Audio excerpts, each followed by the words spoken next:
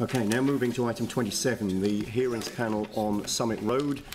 Dave, you chaired this panel. I'll get you to introduce this if you're happy to. Thank you. Look, staff were asked to consider a proposal for a possible solution to concerns raised about the safety damage to the road relating to antisocial behaviour, road use, vandalism, fire and littering on the Port Hills Road in various sections. What was being considered essentially was a time restriction of 10 o'clock PM to 5 AM in the morning from Thursday through to Monday every week.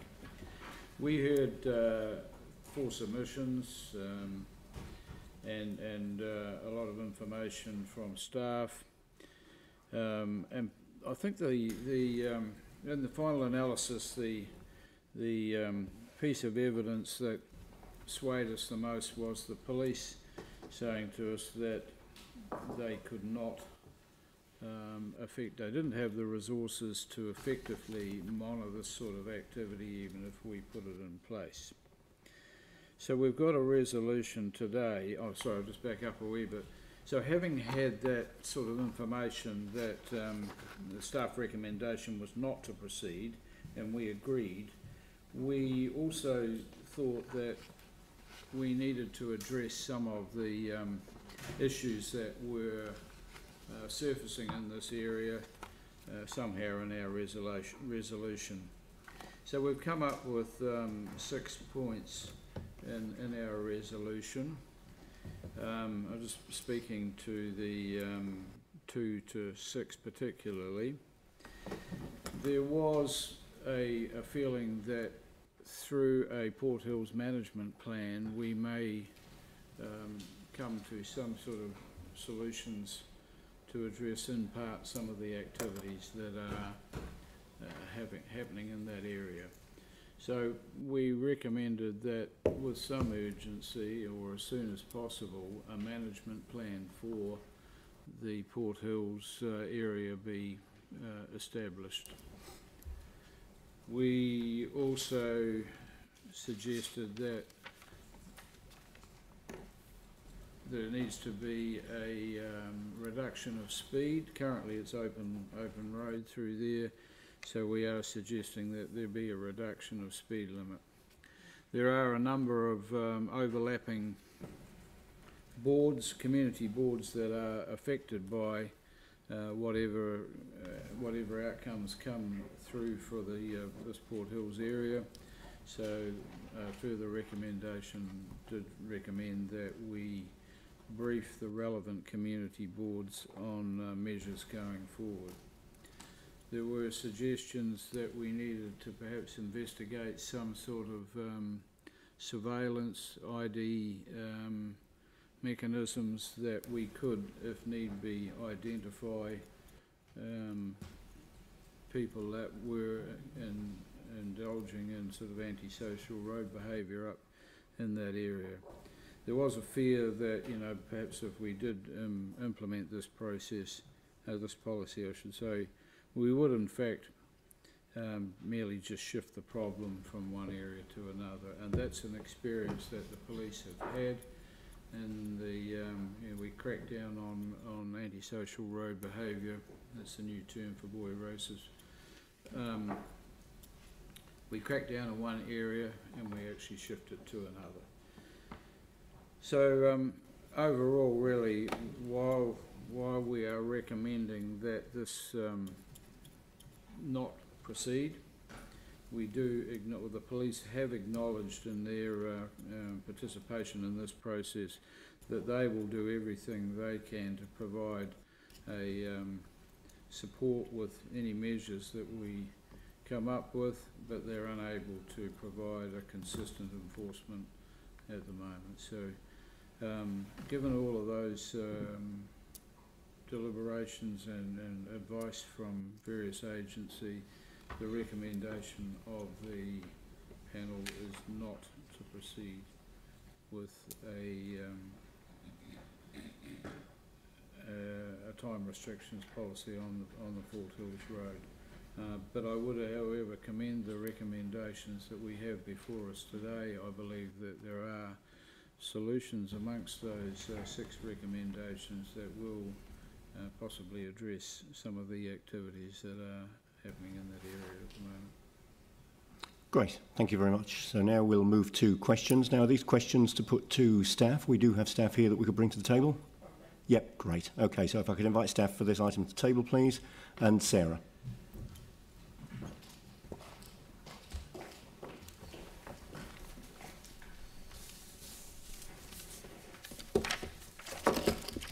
Hi there. Just looking at the recommendations of the hearings panel, and specifically the ones 4 and 5, considers a lowering of the speed limit on Summit Road and considers a mechanism that would potentially identify users of the Summit Road. While the recommendation is to consider, how do we progress these in the wording of the report potentially, or so while we've been asked to consider it, do we ask for a report? What do we say now to actually make some progress on these?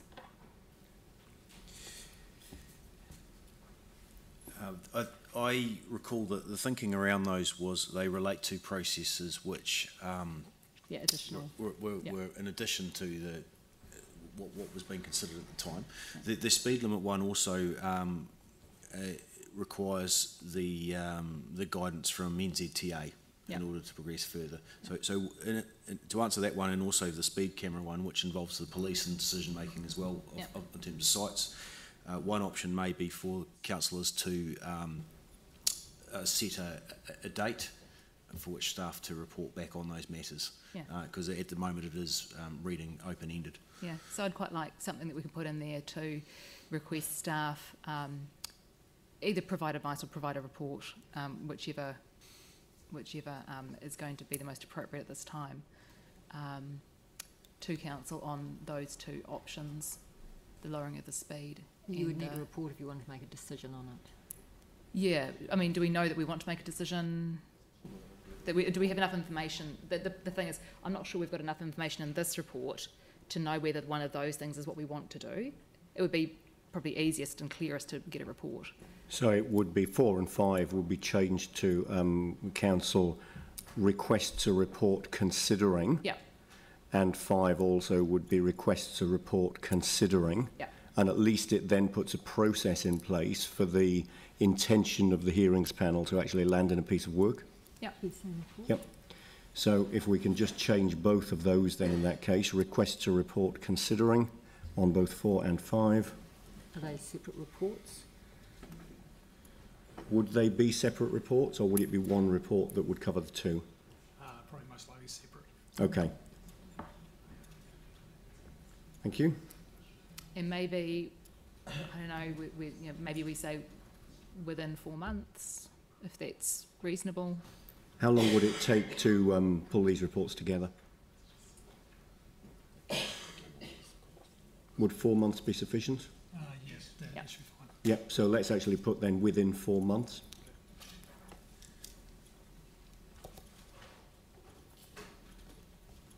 Just on 4 and 5. Because 3 is already as soon as possible. So 4 and 5, requests a report, within 4 months, and the same on item 5 as well. Great, thank you. Any further questions? Phil and then Dion. So my question is really about the urgency of this, and I appreciate that the panel want to move towards a management plan, but maybe the speed, lowering the speed should be part of that. Like in places that road is really windy, and we managed to have a lower speed limit on Dyers Pass Road. But my question really is around the residents' concerns, and it just seems that from the under 513, for example, that the breakdown of support, that overall that the people who lived in the suburbs nearby the Port Hills area, they supported the proposal, but people who are outside, overall, people who are outside that in the wider area, that they were against it. Have I got that right, or is that too simple? There was really a mixture. So, yeah, it's... And I think that was looked at as well, by the panel. it wasn't that clear cut, that there was more supporting, around the area. Well, I guess you'd agree that 170 out of the 221, this is at 0.513, in fact, that's a significant proportion who wanted it to happen. It is, yeah. And there was a mixture of responses too. What also I recall from the consultation was there was also a quite a strong concern from the local community or adjoining communities around displacement, which was a very real concern for those in Governor's Bay, which could arguably be considered local or adjoining to this particular project as well. One of the other challenges is that the site is visited by a significant amount of people from outside the area, and in that regard is seen as having citywide significance. Thanks, Andrew. And I understand the geographical shift, that isn't actually going to solve the problem too. So, yeah. But I'm quite keen that, in fact, I'm saying, yes, I certainly support the report coming back on part of this, like, for example, addressing the speed issue. Yeah, the hearings panel spent some time considering what weight to give to local submissions versus submissions from a wider area, and also were very keen, in as much as they didn't adopt the proposal, to make sure that some good came out of this, reflecting the concerns that we heard from submitters. And I think that's really how 3, 4, 5 and yeah, certainly 3, 4 and 5 and clause 2 actually came about. Deal. Number 5, is that what exactly would that mean? Well, I think it just reinforces that the police, although they were unable to provide resources to effectively monitor current activities, were more than happy to come alongside and assist in proposals going forward to try and remedy the situation. And so, so I get that would be a camera. Now, would that be not from the police necessarily? No, but it would be probably a camera that maybe we'd put up that would be monitored. Now, would that just be used for the identity of people that do, say, like the burnouts on that road, or could it be used for other issues? I imagine they would be the matters that we would consider in that report when it comes, but I am wondering, just in light of your comments, whether we might better say consideration of mechanisms rather than a mechanism, because it might be more than one thing. There might be a number of things that we would consider, and a camera may or may not be one of those things.